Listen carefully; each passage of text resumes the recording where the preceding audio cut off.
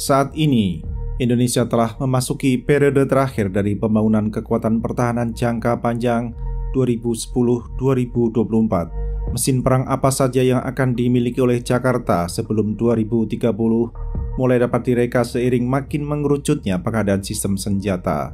28 November 2023 merupakan hari yang paling menentukan dalam masa akhir MEF, sebab di hari itu Presiden Joko Widodo memutuskan pemotongan alokasi pinjaman luar negeri atau PLN untuk Kementerian Pertahanan hingga 2024. Beberapa rencana ambisius pengadaan pertahanan nasibnya ditentukan pada hari Selasa terakhir bulan November 2023 tersebut. Dengan segala kekurangan akuisisi sistem senjata pada MEF 2010-2024, menjadi pertanyaan apakah pada akhir dekade ini kapabilitas dan kesiapan operasional militer Indonesia lebih baik dibandingkan pada 2010 ketika MEF dimulai. Patokan akhir dekade sengaja dipilih mengingat bahwa penyerahan mesin perang yang dibeli di era MEF tahap ketiga yakni 2020-2024 memerlukan waktu antara 3 hingga 6 tahun. Hal demikian karena produksi peralatan pertahanan pesanan Jakarta oleh masing-masing OEM tergantung pada kapan aktivasi kontrak dilaksanakan, kompleksitas peralatan perang yang diproduksi, jumlah total backlog of order pada setiap pabrikan, pasokan material produksi dari para vendor, dan lain sebagainya. Sebagai ilustrasi, penyerahan 42 Rafale yang diakuisisi oleh Indonesia dari Dassault Aviation terbentang antara 2026 hingga 2030. Fase berikutnya dalam pembangunan kekuatan pertahanan akan berlangsung pada periode 2025-2029. Tahap tersebut merupakan sebuah awalan baru dalam pembangunan kekuatan, mengingat MEF telah berakhir pada 31 Desember 2024.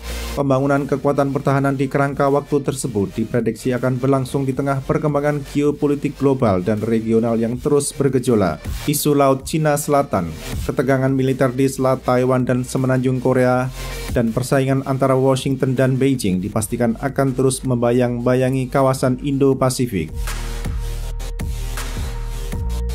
Pertanyaan yang menarik adalah bagaimana rencana pembelian mesin perang oleh Kementerian Pertahanan pada masa itu?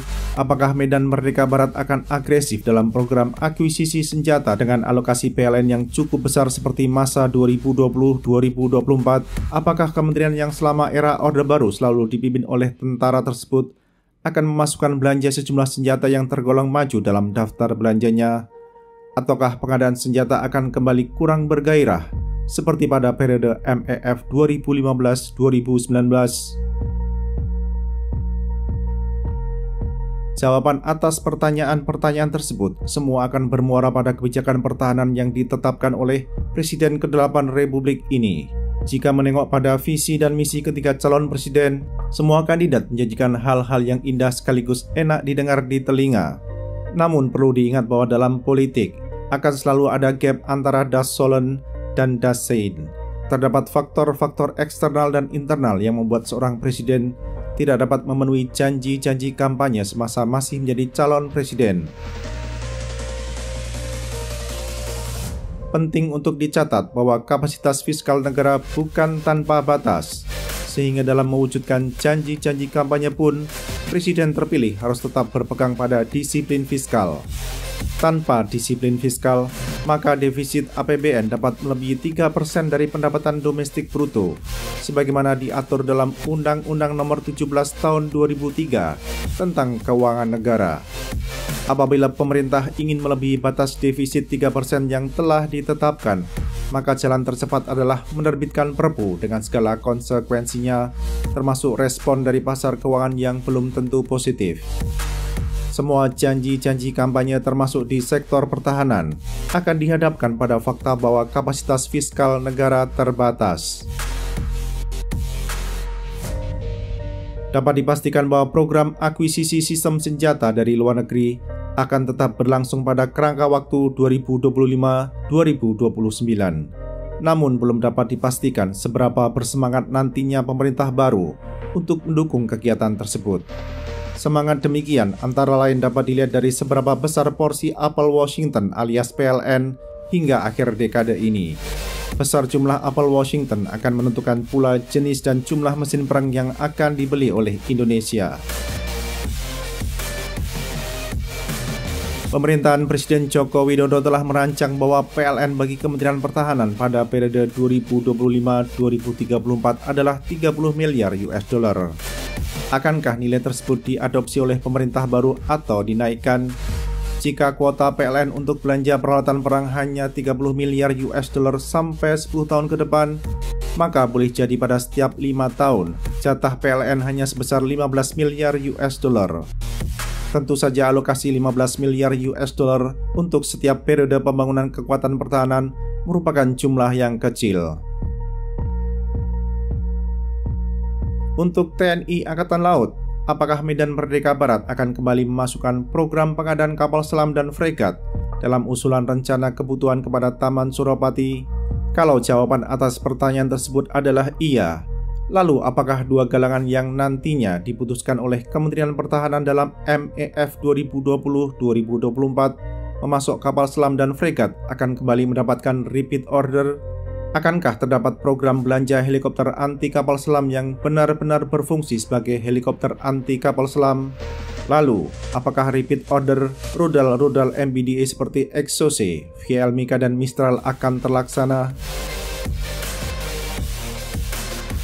Apakah pengadaan pesawat pancargas bagi TNI Angkatan Udara seperti F-15GX akan kembali tercantum dalam Blue Book 2025-2029? Kalau hingga 2024 Medan Merdeka Barat tidak mengalokasikan PLN untuk pembelian rudal udara ke udara untuk Rafale, akankah pemerintahan baru akan menjadikan Rafale tidak ompong lagi lewat pengadaan rudal? Apakah Kementerian Pertahanan akan melaksanakan repeat order untuk C-130J dan mengakuisisi radar terbang alias pesawat AEW? Akankah Indonesia akan melakukan aktivasi opsi 4A400M sebagaimana disepakati pada November 2021? Bagi TNI Angkatan Darat, akankah terdapat pengadaan kendaraan lapis baja seperti tank dan APC dari luar negeri? Apakah armada howitzer gerak sendiri Kaisar 155 mm buatan Nexter akan bertambah? Akankah repeat order rudal Mistral berjalan? Bagaimana dengan pengadaan pesawat sayap tetap dan pesawat sayap putar bagi Puspenerbat? Dalam rencana akuisisi sistem senjata di Indonesia, kadang terjadi kejutan dalam hal masuknya calon pemasok baru secara tiba-tiba. Misalnya adalah masuknya sejumlah firma pertahanan Turki dalam beberapa tahun terakhir, di mana kehadiran mereka tidak berlangsung secara alamiah. Akankah ada pemain baru yang tiba-tiba masuk ke pasar negeri ini pada kerangka waktu 2025-2029? Apakah ada pula pembelian mesin perang bekas setelah rencana pengadaan kapal perang dan pesawat tempur bekas gagal pada periode 2020-2024?